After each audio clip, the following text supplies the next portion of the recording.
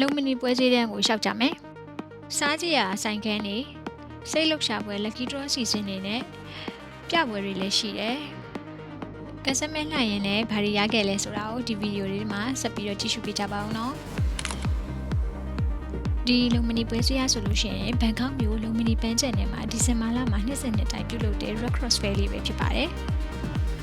ဒီလုံမနီပန်းချန်ရဆိုလို့ရှိရင်တဝမ်းဘန်ကောက်နဲ့လည်းနေတယ်လို့လုံမနီ MRT မှာစီးပြီးတော့လမ်း2မိနစ်3မိနစ်လောက်ရှောင်ရောက်ပါပြီနော်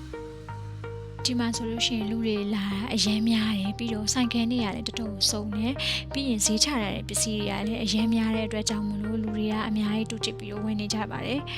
ဒီမှာဆိုလို့ရှိရင်ဖက်နက်တွေအလှကုန်ပစ္စည်းတွေအိမ်သုံးပစ္စည်းတွေပေါ့နော်အဲ့လိုဆိုင်ခန်းတွေအများကြီးပါဝင်တယ်ပုံမှန်ဆိုလို့ရှိရင် online shop တွေပါတယ်မှာဝယ်ရဲဆိုလို့ရှိရင်ပုံမှန်ဆိုလို့ရှိရင်120လောက်ပေးရတဲ့ဟာရဒီမှာဒီလို80 100နဲ့ဈေးချရတာပေါ့နော်အဲ့တော့သူတို့ကအရင်ကပဲဝယ်တဲ့လူတွေများပြပါတယ်ဒီမှာရောင်းချပေးတဲ့ပစ္စည်းတွေဈေးချရတဲ့ပစ္စည်းတွေကဆိုလို့ရှိရင်တော့သူတို့ရဲ့ထိုင်းနိုင်ငံပြည်တွင်းတို့ပစ္စည်းတွေကိုပဲတည်တံ့ရောင်းပေးထားတာလေးဖြစ်ပါတယ်ဒီပွဲလေးကိုလာရောက်လဲပတ်တဲ့လူတွေကဆိုလို့ရှိရင်သူတို့ရဲ့ local တွေမကဘဲနဲ့တခြား foreigner တွေ tourist တွေလည်းအရင်ကိုလာကြပါတယ်လူကတော့အရင်များပါတယ်သူကနေ့လည်ပတ်တဲ့စားလို့ရှိရင်ညနေပဲညပိုင်းနေမှလူတွေပို့ပြီးတော့အလာများပါတယ်စီးရီယာဆိုလို့ရှိရင်ခင်းချင်းကြတာအများကြီးပဲပေါ့နော်ဈေးလျှော်တာလည်းအများကြီးပဲအဲ့တော့လာရောက်လက်ပတ်တဲ့လူတွေတိုင်းကတစ်ခုမှတစ်ခုလိုပဲပြီးပြန်ကြရတယ်ပေါ့နော်ပြီးတော့စားစရာဆိုင်ခန်းတွေလည်းအများကြီးပါသေးတယ်ကိုကရှောက်ပတ်ပစ္စည်းလေးရှောက်ဝယ်ပြီးလို့ရှိရင်ဘိုက်ဆာလာလို့ရှိရင်ဆိုင်ခန်းတွေမှာလည်းတက်ပြီးတော့စားလို့ရပါသေးတယ်ကိုရီးယားတော့ပထမဆုံးတိုးပြီးတော့ဝယ်ခဲ့တဲ့ဆိုင်လေးကဘာဆိုင်လေးလဲဆိုတော့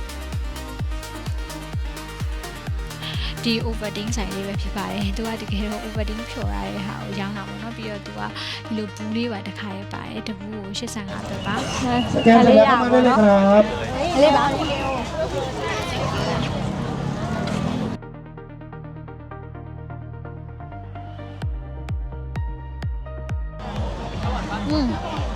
ထဲမှာပါရှိလဲကြည့်မယ်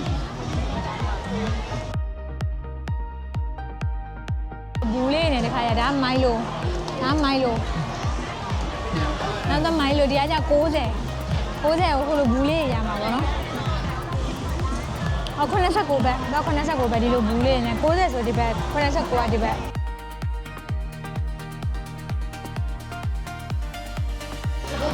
ဒါတော့အယုတ်တွေနဲ့ဘင်ဂိုဆက်တာလားမသိဘူးဟိုကနံပါတ်နဲ့နှိုက်တာမှာပေါ့နော်တခုတမဲကို30တမဲကို30ပြင်နံပါတ်တွေတိုက်ပြီးတော့ဟိုမှာသွားယူရမှာတင်တယ်လို့လို့လာလည်းမသိဘူးဒီလိုလက်မှတ်လေးတွေဝယ်ပြီးတော့ကန်ဆယ်မင်းနိုင်ရတဲ့အစီအစဉ်တွေလည်းအများကြီးရှိပါတယ်ဒီမှာပထမဆုံးဝင်ပြီးတော့နိုင်ခဲ့တဲ့ဆိုင်ကဒီအယုတ်ဆိုင်ဖြစ်ပါတယ်ဘက်တရားကိုဝယ်လိုက်တယ်သူက50ကို6ဆောင်ရတယ်50ကို2ခါဝယ်လိုက်တယ်ပြီးတော့ဒီမှာပိုင်းနံပါတ်လေးနဲ့ဒီအယုတ်လေးတွေမှာပေးတိုင်းနံပါတ်တွေနဲ့ပေါ့နော်ကိုယ်နဲ့တူတယ်ဆိုလို့ရှိရင်အယုတ်ကိုယူရမှာဖြစ်ပါတယ်ဒါပေမဲ့လို့တရားဖို့ဒီမှမရခဲ့ပါဘူး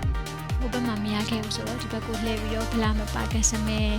တရားကိုထပ်နိုင်ပါတယ်ဒီမှာတော့ပစ္စည်းလေးပြင်ရခဲ့ပါတယ်အဲ့မှာကန်ဆယ်မဲအစီအစဉ်တွေအပြင်တွေကိုပြဆက်တီလေးပြပေးတဲ့နေရာလေးလည်းရှိပါသေးတယ်ဒါကတော့ဒီတက်ခင်းလေးပြဆက်ပေါ့နော်အဲ့ကလေးလေးကနေတာအဲ့အလေးလေးခဏဝင်ကြည့်ခဲ့ပါသေးတယ်ပြီးတော့ကန်ဆယ်မဲထပ်နိုင်တယ်